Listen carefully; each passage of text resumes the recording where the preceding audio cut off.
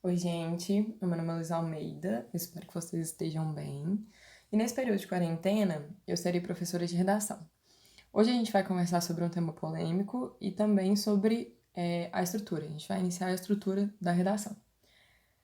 E aí, toda redação ela se inicia com a introdução, ou seja, será o seu primeiro parágrafo. E para compreender ou para saber fazer uma introdução, é preciso primeiro entender qual é a função dessa introdução, né? Qual é a função desse parágrafo.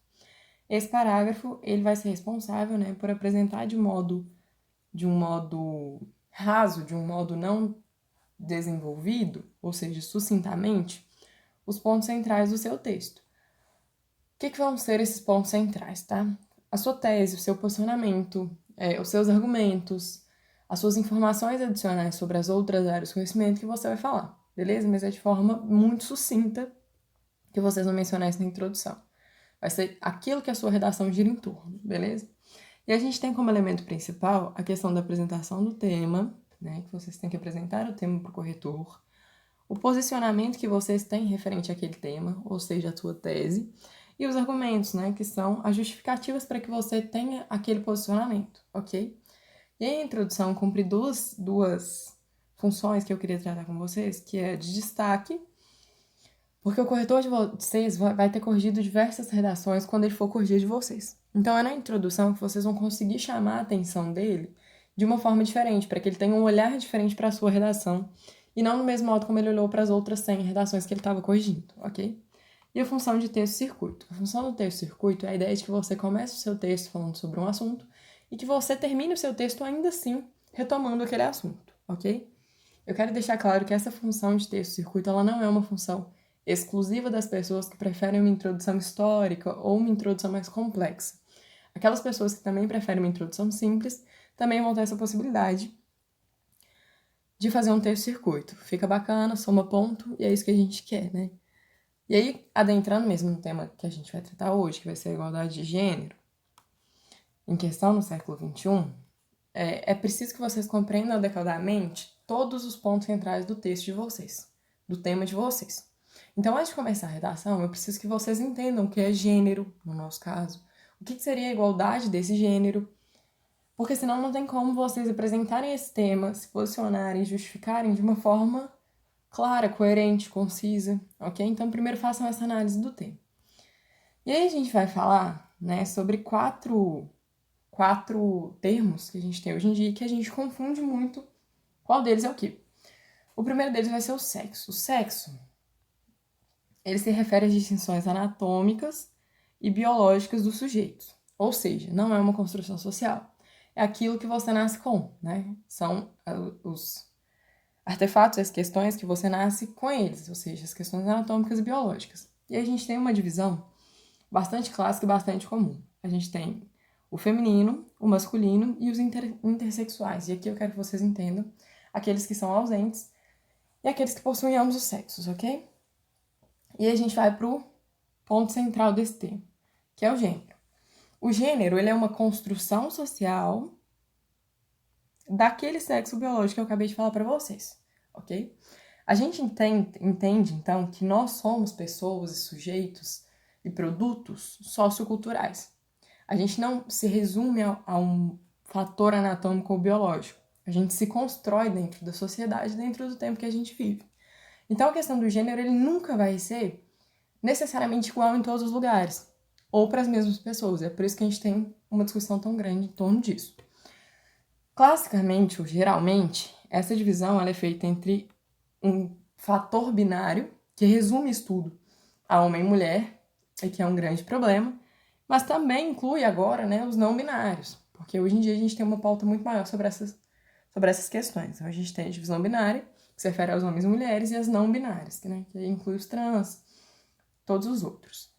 E aí, a gente vai para o terceiro conceito que eu trouxe, que é a identidade de gênero. Por que eu trouxe? Porque também é um produto social, também é um produto sociocultural.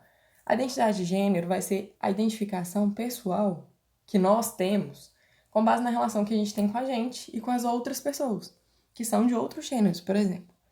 E aí essa divisão, ela também tem um teor clássico, né, que é a questão dos cisgêneros e dos transgêneros.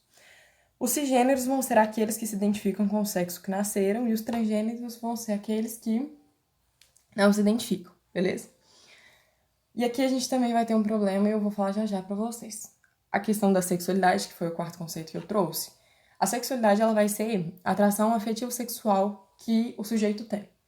Isso quer dizer que é o que atrai você, o que chama a sua atenção, é o que você gosta, perfeito? E tá ligado intimamente com a questão de gênero, porque também vai ser uma construção social, também vai ser influenciada pelos fatores culturais e sociais em que aquela pessoa se encontra. E a gente tem, né, classicamente, de novo, a divisão entre heterossexuais, que são aqueles que se atraem pelo sexo oposto, os homossexuais, que são atraídos pelos mesmos sexos, e os bissexuais, que misturam essas duas coisas, ok? O grande problema da questão é que a gente tem, em todos esses conceitos, um favorecimento, uma padronização em torno do feminino e do masculino e dos heterossexuais aqui, ó. E por que isso é um problema? Vocês compreendem que se a gente tem um fator social que trata essas distinções, né, que resume essas distinções a homem e mulher, a uma divisão binária, a uma questão de que você se identifica, né, com aquilo que você nasceu, e com a questão heterossexual, a gente vai ter, então, uma sociedade heteronormativa. E aqui eu preciso que vocês entendam que essa sociedade heteronormativa, ela vai definir, né, vários conceitos sociais, como eu disse para vocês, a sexualidade, as expectativas que a gente tem, né, sobre as pessoas em relação ao seu gênero e sexo, as normas, as obrigações sociais de cada um, a partir dessa ideia de que a heterossexualidade é alguma coisa normal, é uma coisa natural. Isso é um problema porque tudo aquilo que foge do heterossexual, que foge do mulher e homem, que foge dessa divisão binária na sociedade hoje, vai ser vista como antinatural, como anormal, como pejorativo. Então, os outros gêneros que não se enquadram nessa divisão binária, eles vão ser tratados como errados, como incorretos, ou vão ser vítimas de muito mais preconceito. Isso é um problema hoje, ok? E aí, eu trouxe essa função de destaque para a redação de vocês. Porque quando a gente pensa na discussão, né, da igualdade de gênero, a gente tende a resumir muito essa questão do feminino e masculino, e não é bem assim. E aí eu trouxe 2 pontos que eu queria chamar a atenção de vocês. O primeiro deles é a questão do feminismo. Por que eu trouxe o feminismo? O feminismo ele é um movimento que surge, né, pós a Revolução Francesa e pós o século XX. Ele, eu preciso que isso fique claro, ele não é oposto ao machismo. O machismo é uma construção social que vai promover e vai justificar a inferiorização da mulher, a opressão, a agressão, a subjugação do feminino, ok? O feminismo vai ser um movimento social que vai lutar contra essa manifestação do machismo. Não necessariamente ele vai querer subjugar o homem. Não é bem assim. Ele só quer que essas justificativas e que essa promoção, né, da opressão contra a mulher, ela cesse, ela pare de acontecer.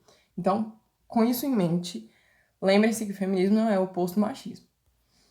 A gente vai ter, então, né, o feminismo ele é composto por 3 ondas ou 3 fases, né, vocês podem chamar como vocês quiserem, sendo que a primeira, ela vai reverenciar, ela vai buscar, ela vai querer a igualdade nas questões de poderes políticos e jurídicos. Esse movimento, ele surge, né, no final do século XIX e no início do século XX.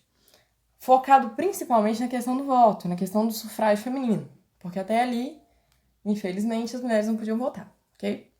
Só que eu preciso que vocês entendam que essa primeira fase, ela não está preocupada com todas as mulheres. Ela está preocupada com uma classe muito específica. Gravem isso, né? No caso, vai ser a elite branca das mulheres que estão abaixo dos homens ali. Mas aí a gente tem, olhando o panorama mais geral, a gente vai ver que tem outras mulheres em situação pior e que não são incluídas aqui nesse primeiro movimento, nessa primeira onda. E aí a gente tem a segunda onda do feminismo, que vai tratar das desigualdades sociais e culturais. Porque aqui a gente tem uma preocupação com poderes políticos e jurídicos. E na segunda fase, isso se amplia para a questão das desigualdades sociais e culturais. É um movimento pós, né, 1960. E o foco dele vai ser a questão da vida pessoal dessas mulheres. A questão do âmbito privado e não do âmbito público da vida dessas mulheres, ok? Mas, de novo, aqui a gente não vai ter a inclusão de toda e qualquer mulher. A gente ainda tem que é o feminismo restrito a elite branca e que não tá tão prejudicada assim. A gente tem outros sujeitos um pouco mais prejudicados. E aí, a gente vai para a terceira onda do feminismo. Essa terceira onda do feminismo, ela vai tentar consertar a falha dos movimentos anteriores, que vai ser, no caso, a nossa segunda e primeira fase. E ela vem, né, pós-1990. E ela vai visar exatamente o que eu tô falando para vocês, a inclusão das outras classes de mulheres que estão invisibilizadas, né? Aquelas que são pobres, aquelas que são negras e que lidam com outros fatores que, somados à questão do feminino, né, necessitam de uma inclusão maior e que não foram incluídas até agora.